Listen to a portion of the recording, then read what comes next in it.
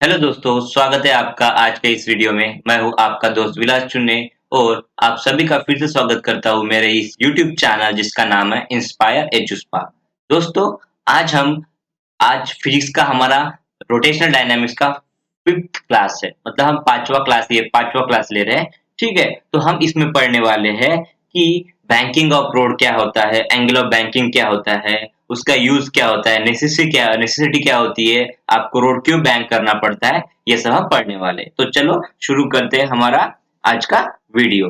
दोस्तों देखिए, यहाँ पे जो हमारा टॉपिक है उस टॉपिक का नाम क्या है, vehicles vehicles on a bank of road. अब तो पता है, जब आप टर्निंग करते हो कहीं भी कोई भी शार्प टर्निंग होती है, वहां पे ये क्या है आपका इनर एज, ये क्या है आपका इनर एज है रोड का, और ये है आपके रोड का आउटर एज।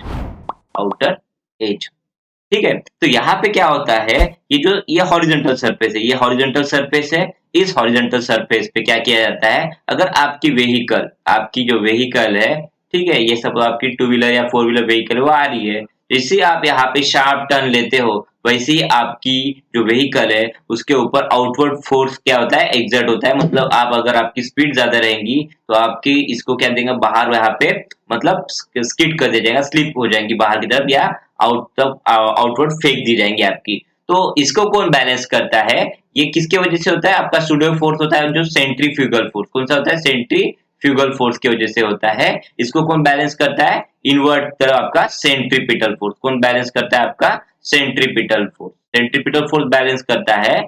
तो आप हर बार यहाँ पे सेंट्रीपिटल फोर्स बैलेंस जो करता है वो किसकी वजह से आता है, फ्रिक्शन की वजह से आता है। मतलब फ्रिक्शन किसके बेस में, आपका जो टायर होता है वो रोड का सरफेस होता है, रोड का सरफेस, इसके वजह से जो फ्रिक्शन होता है, ठीक है, वो फ्रिक्शन क्या करता है, आपको नेसेसरी रिक्वायर्ड जो सेंट्रीपिटल फोर्स है, ठीक है, सेंट्रीपिटल फोर्स वो क्या करता है, प्रोवाइड करता है। और ये सेंट्रीपिटल फोर्स किसको बैलेंस करेगा, जो सेंट्रीफ्यूगल फोर्स है जिसकी वजह से आपकी जो व्हीकल है वो बाहर फेंक दी जाने वाली थी, उसको बैलेंस करता है। बट आप वहां पे क्या होते हैं, हर टाइम आप क्या कर सकते हो, आप उसके ऊपर मतलब ये सेंट्रीपिटल जो फ्रिक्शन फोर्स की वजह से सेंट्रीपिटल फोर्स हो रहा है, उस फ्रिक्शन फोर्स पे आप डिपेंड नहीं रह सकते हैं।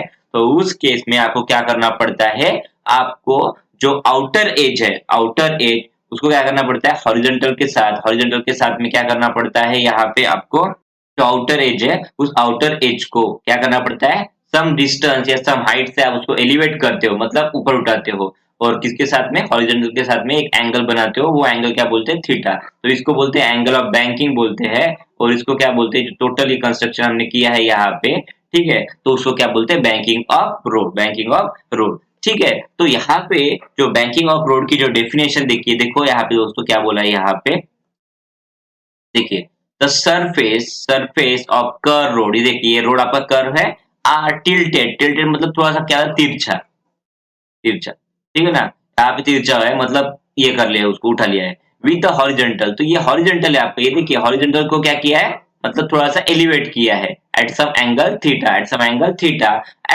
Angle theta. This is called the angle of banking. ठीक है, मतलब एंगल ऑफ बैंकिंग नहीं बोलेंगे, इसको क्या बोलेंगे, banking of road. Angle of banking हम देखने वाले हैं।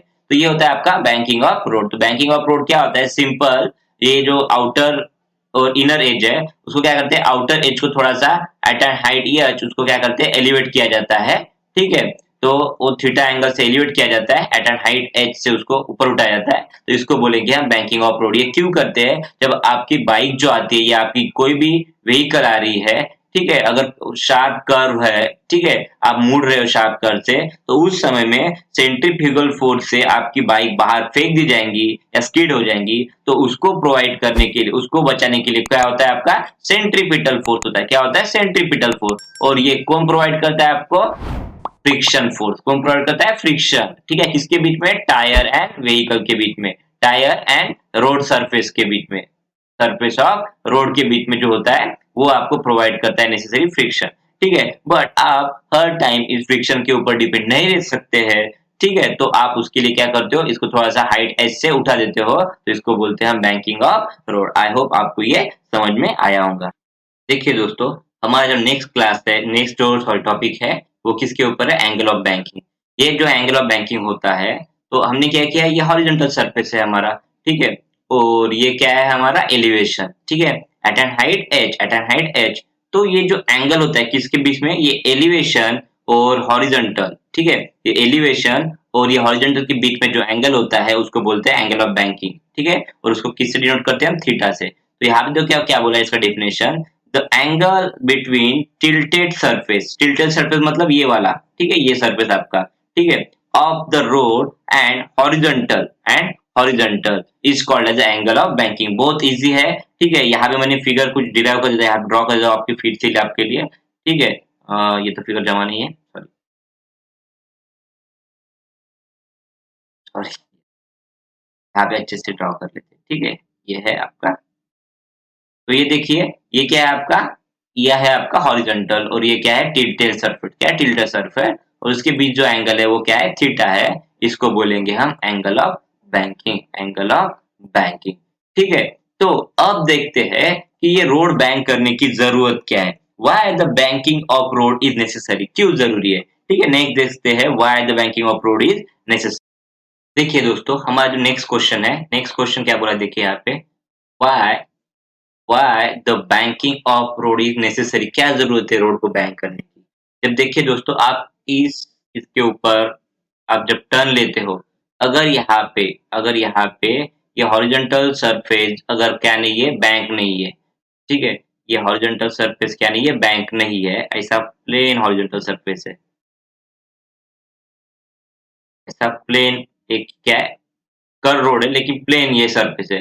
तो उस टाइम में जब आपकी व्हीकल आती है, आपकी व्हीकल अब इधर आ रही है, तो उस टाइम में क्या होता है, जो नेसेसरी आपको इनवर्ट जो पुल करने वाला सेंट्रीपिटल फोर्स है, वो ओनली कौन प्रोवाइड करता है, आपका static friction between tyre and surface of the road, between tyre and surface of the road. So in that case अगर ऐसा है, तो अगर रोड बैंक नहीं किया है, तो वहां पे जो नेसेसरी सेंट्रीपिटल फोर्स है वो ओनली कौन प्रोवाइड करेगा, force of static friction between tyre and vehicle of the road surface. तो लेकिन यहाँ पे क्या होता है, आप हर वक्त इस जो फ्रिक्शन फोर्स है, ठीक है, उसके ऊपर डिपेंड नहीं रह सकते, ठीक है। उससे जो सॉरी जो फ्रिक्शन स्टैटिक फ्रिक्शन फोर्स है उसके ऊपर आप डिपेंड नहीं रह सकते रियल लाइफ में। तो यहाँ पे क्या बोला है देखिए, such a friction force such a friction force cannot increase beyond a certain upper limit। इनकी कुछ लिमिट होती है, उसके ऊपर ये फोर्स नहीं जा सकता है, ठीक है। बहुत ज्यादा शार्प टर्न है, बहुत ज्यादा शार्प टर्न है और आपकी स्पीड थोड़ी ज्यादा है, तो आप डेफिनेटली बाहर फेंक दिए जाओगे। तो उस कंडीशन में ये क्या होता है, जितना आपको क्वांटिटी में या जितना आपको फ्रिक्शन फोर्स चाहिए उससे उतना वो रीच नहीं कर पाता, पहुंच नहीं पाता है। तो यहाँ पे क्या होता है, और उसकी वैल्यू भी क्या होती है, इसकी वैल्यू भी क्या होती है, कांस्टेंट नहीं होती, मतलब हर बार उतना ही लगेगा ये जरूरी नहीं होता है, ठीक है। जैसे कुछ कुछ कंडीशन होती है जहाँ पे अगर आपके यहाँ पे इस पे ऑयल है या फिर कोई भी ऐसा चिकनाहट वाला सब्सटेंस है, ठीक है ना, ग्रीस है, ठीक है, या फिर आपका जो टायर है, ठीक है, वो टायर क्या हो गया, मतलब थोड़ा सा क्या हो गया, टोटल प्लेन आ गया है, या फिर हम बोलते हैं उसको टायर क्या हो गया, उसका गंजा हो गया, टकला हो गया। तो उस केस में जो उसकी जो वैल्यू होती है या जो फ्रिक्शन फोर्स होता है, स्टैटिक फ्रिक्शन होता है, बहुत ही कम हो जाएगा। और उस केस में डेफिनेटली आपकी जो व्हीकल है वो बाहर फेंक दी जाएगी, क्योंकि रिक्वायर्ड जो सेंट्रीपिटल फोर्स है उसको प्रोवाइड करने वाला स्टैटिक फ्रिक्शन यहाँ पे आपको अवेलेबल नहीं होगा, ठीक है। सो इन रियल लाइफ जो क्या बोलते हैं, हम रियल लाइफ में क्या कहते हैं, we should not depend on it, ठीक है। तो आप ओनली आपका जो टायर के बीच में और रोड सरफेस के बीच में स्टैटिक फ्रिक्शन होंगे, आप उसके ऊपर डिपेंड नहीं रह सकते। तो आपको जरूरत होगी किसकी होगी, बैंकिंग ऑफ रोड। तो आपको रोड को बैंक करना ही होगा, इन necessary in which necessary centripetal force is provided by the horizontal component of normal reaction. तो ये नॉर्मल रिएक्शन क्या होते हैं हम नेक्स्ट क्वेश्चन में देखने वाले हैं, लेकिन आपको मैं थोड़ा सा बता देता हूँ। तो देखिए नॉर्मल रिएक्शन क्या होता है, अगर आप ऐसा ये हॉरिजॉन्टल सरफेस है, ये आपकी बैंकिंग ऑफ रोड है, ठीक है ना, बैंकिंग ऑफ रोड है और ये व्हीकल है, और आपको पता है रोड को सरफेस को परपेंडिकुलर नॉर्मल रिएक्शन होता है। तो हम इसको क्या करेंगे, इसके हम दो कंपोनेंट कराएंगे, दो कंपोनेंट बनाएंगे, ठीक है, एक ऐसा या फिर इधर हम बना सकते हैं, ठीक है। तो ये दो कंपोनेंट बनाएंगे किसके, नॉर्मल रिएक्शन के।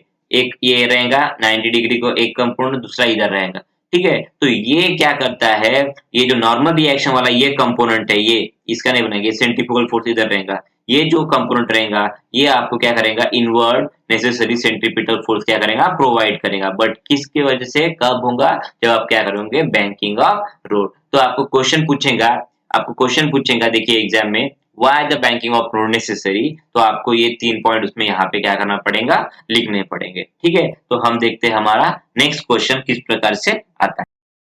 तो दोस्तों देखिए, जो हमारा नेक्स्ट क्वेश्चन है, क्वेश्चन क्या है, expression for the angle of banking, ठीक है, एंड मोस्ट सेफ स्पीड, दोनों भी इंपॉर्टेंट है, एंगल ऑफ बैंकिंग थीटा और मोस्ट सेफ स्पीड, मतलब कितने स्पीड से आप सेफली ये जो आपका सर्कुलर ट्रैक है, ठीक है, बैंक किया हुआ है, उसके ऊपर से आप इजीली क्या कर सकते हो, टर्न मूव कर सकते हो। उसके लिए आपको क्या करना है, इक्वेशन डिराइव करना है। तो जो भी हम यहाँ पे दिया हुआ है वो इजीली लिख लेते हैं। यहाँ पे देखिए, आपका ये व्हीकल है, ये मैं आपको पहले बताता हूँ, ये आपका क्या है, व्हीकल है, ठीक है, इसके टायर्स है, ठीक है, और उस व्हीकल का वेट क्या है, वेट है ये, ठीक है, और वेट कैसा रहता है, वर्टिकली डाउनवर्ड, ठीक है, ये क्या है आपका, एक फोर्स है, नॉर्मल रिएक्शन, ठीक है ना, ये सरफेस पे ऊपर परपेंडिकुलर रहेगा व्हीकल को, ठीक है, और यहाँ पे इसको जो आपका नॉर्मल रिएक्शन है उसको दो कंपाउंड में हमने रिजोल्व कर दिया है। वेक्टर रिजोल्यूशन आपने 11th में पढ़ा होगा, एक है ना वर्टिकल रिजोल्यूशन, क्या है आपका वर्टिकल, क्या है एन कॉस थीटा, और हॉरिजॉन्टल क्या है एन साइन थीटा, ठीक है, और ये थीटा क्या है, एंगल ऑफ बैंकिंग, थीटा क्या है, एंगल ऑफ बैंकिंग। तो हम लिख लेते हैं यहाँ पे, फिगर शोज, क्या देखा है, अ व्हीकल मूविंग अलोंग, पूरा लिखना जरूरी है, along a bank road, bank road. देखिए आपकी व्हीकल ये बैंकिंग है, बैंकिंग क्या हुआ है, और इसको उसके ऊपर ये व्हीकल क्या कर रही है, मूव कर रही है, ठीक है। और यहाँ पे लेते हैं, let R be the radius of curvature.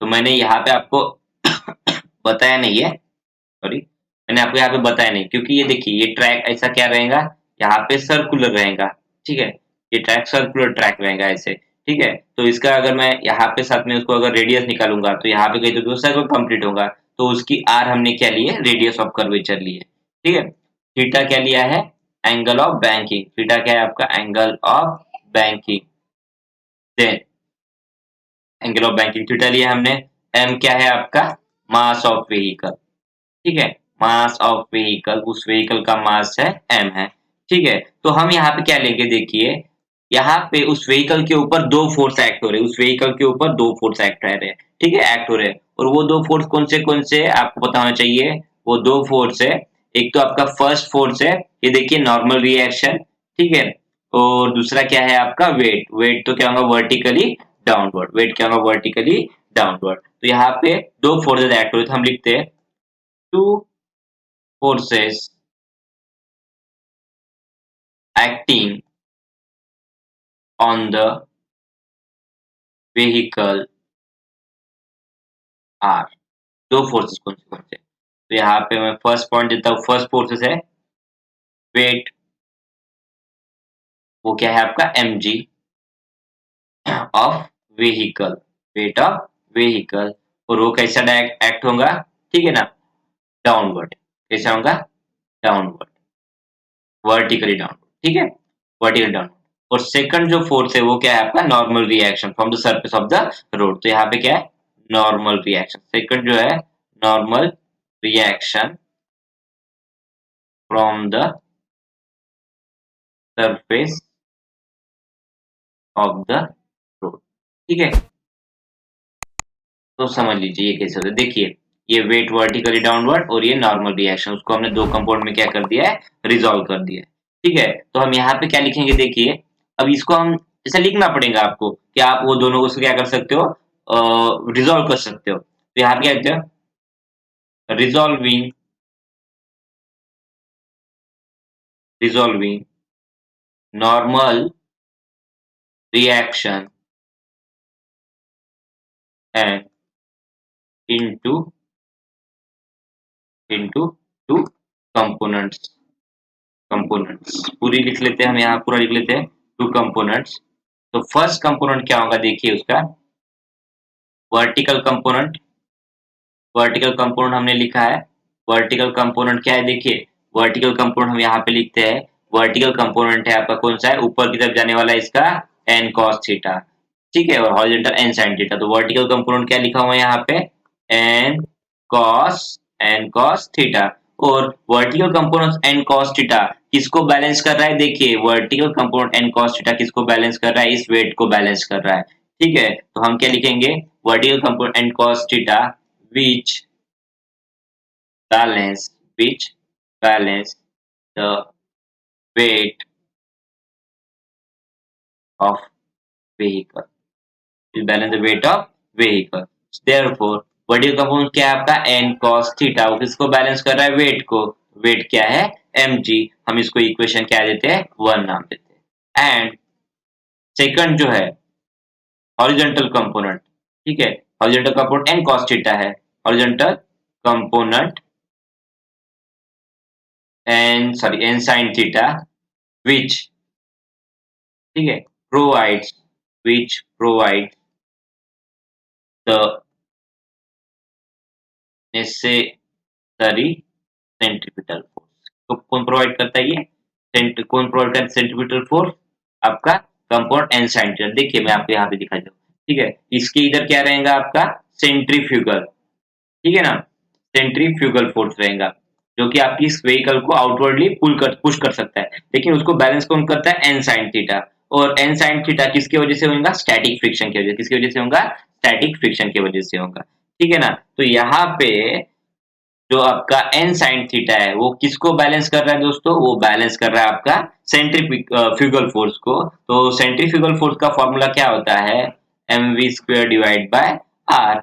Take it as equation 2, इसको हम इक्वेशन 2 नाम देंगे। तो क्या करेंगे, डिवाइड इक्वेशन 2 बाय 1, क्योंकि यहाँ पे sign theta by cos theta क्या होगा, tan थीटा होगा। तो यहाँ पे क्या करेंगे, divide equation 2 by 1। So I write here n sin theta divided by n cos theta. So n sin theta क्या है, mv square divided by r, और उसके डिवाइड में क्या होगा आपका mg, उसके डिवाइड में आपका mg। तो here n get cancel, ठीक है, फिर से क्या कैंसिल होगा, m get क्या हो जाएगा, कैंसिल। तो इसकी यहाँ पे मैं बाजू में इसको सॉल्व कर देता हूँ दोस्तों।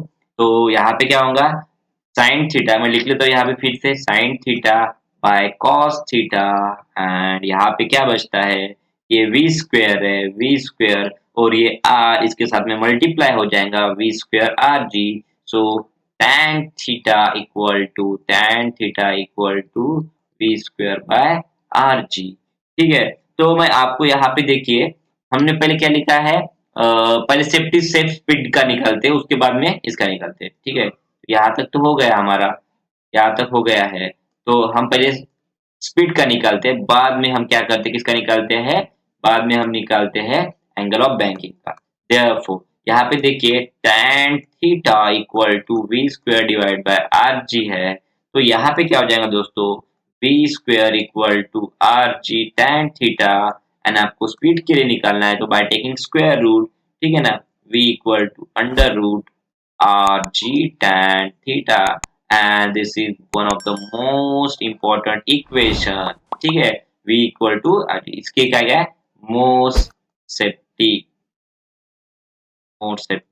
स्पीड, या फिर सॉरी सेफ्टी नहीं, मोर सेफ स्पीड।